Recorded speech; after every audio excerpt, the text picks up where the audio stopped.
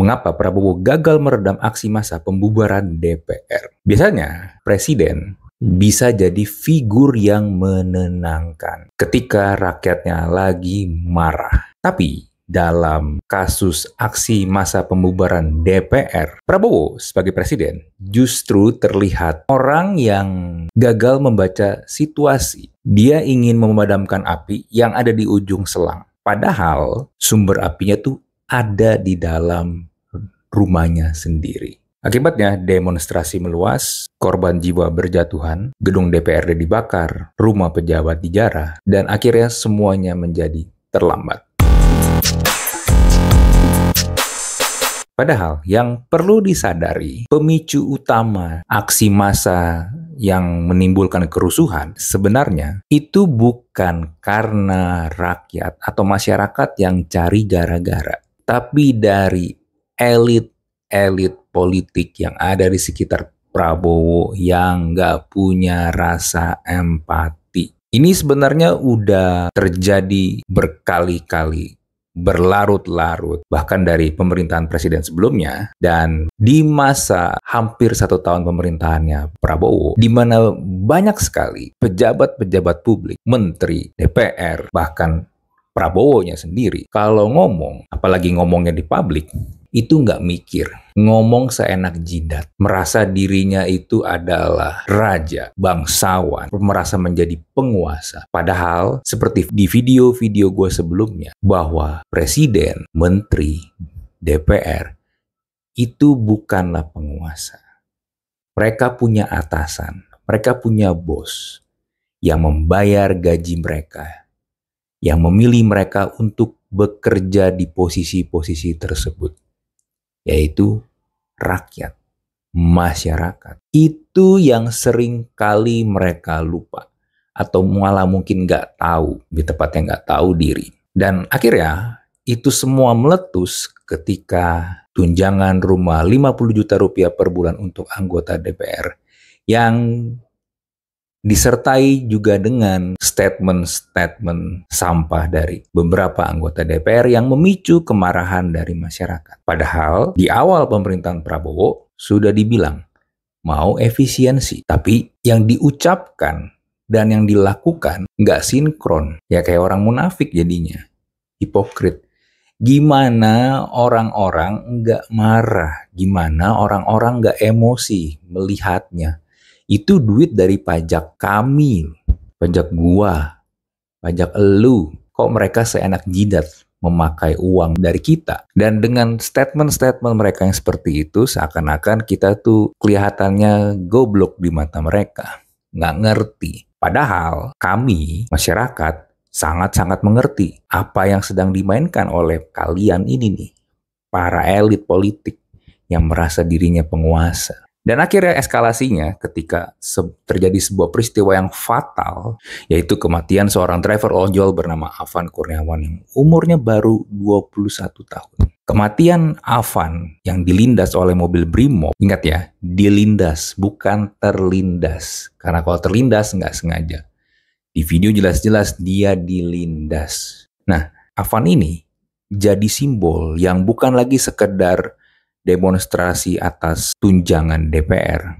Enggak. Tapi ini karena ada nyawa rakyat biasa yang melayang, yang dianggap nggak ada harganya. Dan disusul juga ada beberapa korban yang kalau nggak salah ada total 7 korban atas rentetan kejadian dari berbagai daerah di Indonesia. Dan reaksi pemerintah, itu menurut keyakinan gue pinjem Ji. Ini kan kata-kata yang lu pakai di mensrea lu kemarin. Menurut keyakinan gua itu terlambat, telat responnya, terutama Prabowo sebagai presiden. Respon pertama dia pidato, tapi menurut gua isinya normatif, nggak ada juga permintaan maaf yang sebenarnya sangat krusial. Karena kenapa? Sebagai presiden, dia gagal melindungi nyawa dari rakyatnya. Di mana pelakunya adalah anggota dari institusi yang tepat posisinya di bawah komando dia. Gue sempet bikin tulisan singkat gue post ke Instagram dan ke Twitter gue. Karena setelah itu banyak kerusuhan di berbagai tempat dan mulai ada orang-orang yang memang berusaha untuk memprovokasi, sehingga yang tadinya demonstrasi ini untuk memprotes tunjangan DPR dan menuntut keadilan untuk Afan berubah menjadi huru-hara, pembakaran fasilitas umum seperti halte Transjakarta yang ada di Senen, yang ada di Senayan, yang akhirnya di beberapa video kita lihat itu dilakukan oleh orang-orang yang memang berusaha untuk memancing kerusuhan. Mereka adalah orang-orang yang memang bukan dari masyarakat, tapi spesial ditugaskan untuk membuat kekacauan. Ada kan di salah satu video itu tertangkap di kamera CCTV, dia lagi memproses untuk membakar sebuah fasilitas umum, dia siram dulu itu minyaknya, lalu pelan-pelan dia nyalakan apinya, dan itu semua dia lakukan dengan tanpa ragu-ragu, sepertinya udah profesional. Yang kalau kita pikir dengan logika, masyarakat umum, masyarakat biasa, apalagi yang belum pernah melakukan hal seperti itu, kemungkinan besar akan takut-takut, ragu, dan mungkin juga bisa gagal. Tapi ini nggak mulus banget. Nah, balik lagi, gue sempat bikin tulisan tentang bagaimana bola itu sebenarnya ada di Prabowo sebagai presiden dan ketua parpol. Kenapa ketua parpol? Karena gini, ketua parpol, ketua partai politik adalah orang-orang yang menurut gue punya otoritas untuk ngatur anggota-anggota DPR yang dari fraksi atau partai mereka. Bos mereka tuh, anggota-anggota DPR, sebenarnya itu adalah ketua-ketua partai politik. Mereka cenderung lebih takut kepada ketua parpol ya, dibandingkan dengan ketua DPR atau pimpinan fraksi atau ketua-ketua komisi di DPR. Makanya menurut gua, kalau ada anggota-anggota DPR yang kelakuannya emang ngehe, ketua-ketua partai politik ini harusnya langsung bertindak dengan cepat dan tegas. Yang akhirnya, contoh seperti Ahmad Syaroni dan Nafa Urbach, nggak lama setelah itu dinonaktifkan sebagai anggota DPR oleh Surya Paloh. Yang walaupun sebenarnya dinonaktifkan itu belum 100% dipecat. Lalu menyusul juga ada Eko Patrio, Uya Kuya yang juga dinonaktifkan oleh PAN. Nah, ketua partai politik, sekali lagi, punya peran yang krusial sebenarnya untuk hal tersebut. Lalu untuk Prabowo sebagai presiden, di mana kepolisian dan TNI itu kan ada di bawah dia. Yang sebenarnya dia bisa lebih cepat untuk mengamankan situasi.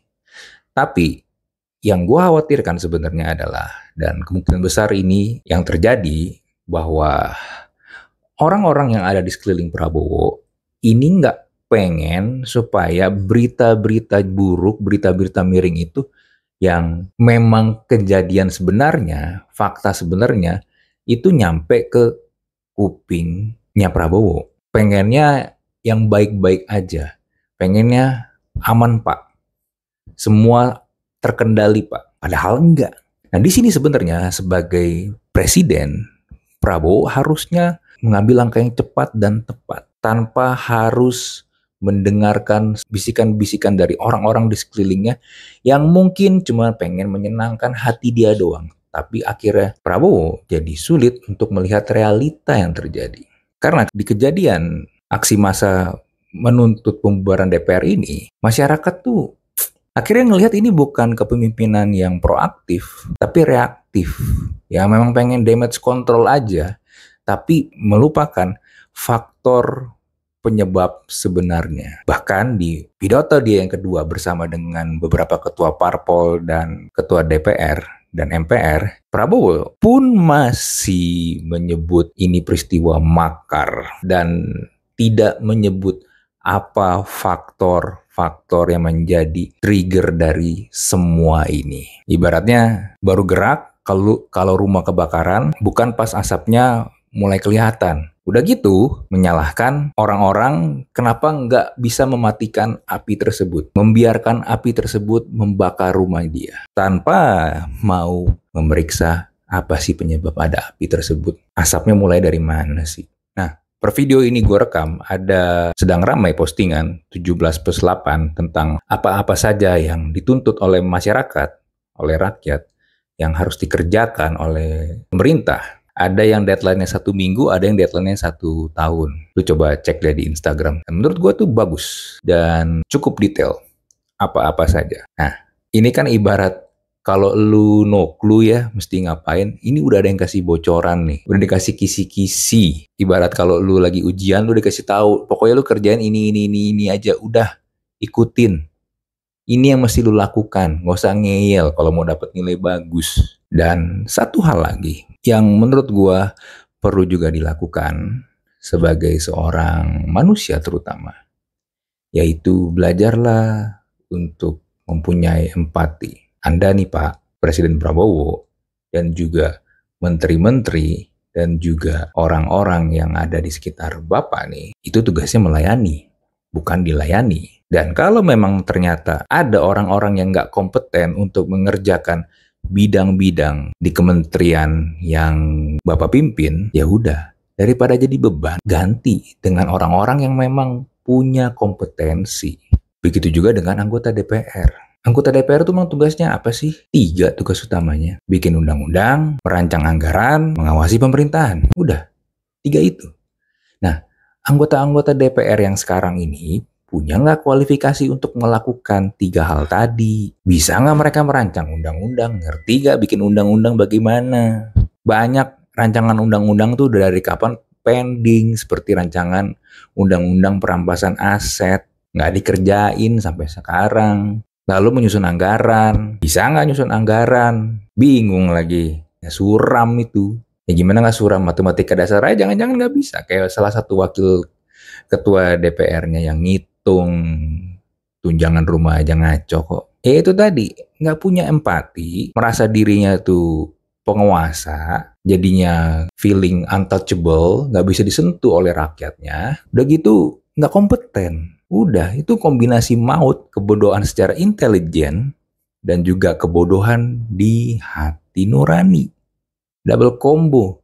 Dan bayangkan orang-orang yang ada di sekeliling Bapak, yang harusnya membantu Presiden Prabowo, adalah orang-orang yang seperti itu. Ya makanya, selama hampir 1 tahun ini, masyarakat banyak protes. Bukan karena kami nggak senang, tapi yang sering gua kritik dan juga masyarakat kritik adalah kebijakan-kebijakan, tindak tanduk, kata-kata yang sering banget nggak tepat, blunder melulu.